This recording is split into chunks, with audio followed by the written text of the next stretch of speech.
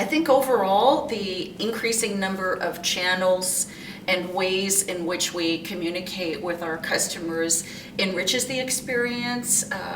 It can, I think, provide a little bit of a challenge for lower budget clients.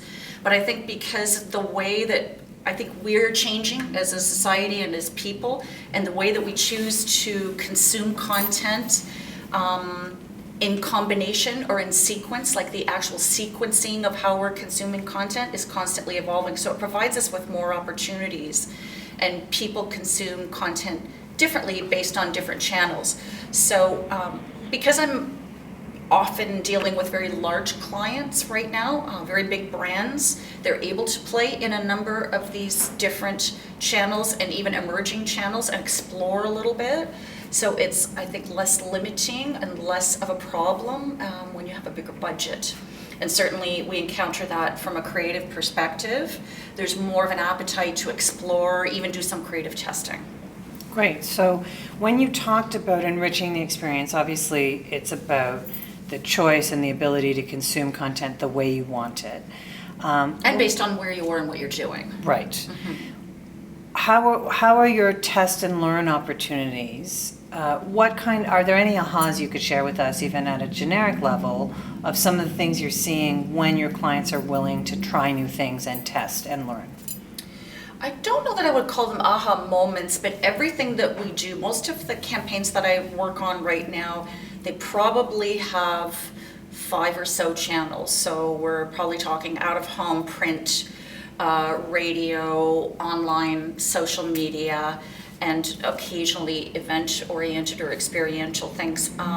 But what we are doing constantly is just continuously tracking results in real time. So we're going to have unique URLs and phone numbers for everything, so that we can either pull something right out of market, we can recalibrate it, we can do a quick fix to it, and we tend not to bring those to the table the next time if one significantly underperformed.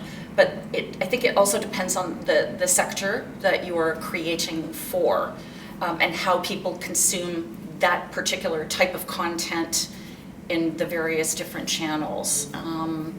And based on what people are doing at any given point in time, they're often now using, as we know, a combination of different inputs.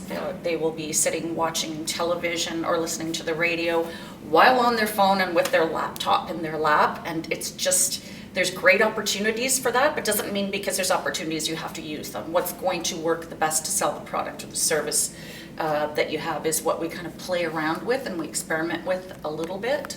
But there are certain things, in particular in financial services, that continue to really, really perform well from a creative perspective. And not surprisingly to me, radio is one of them.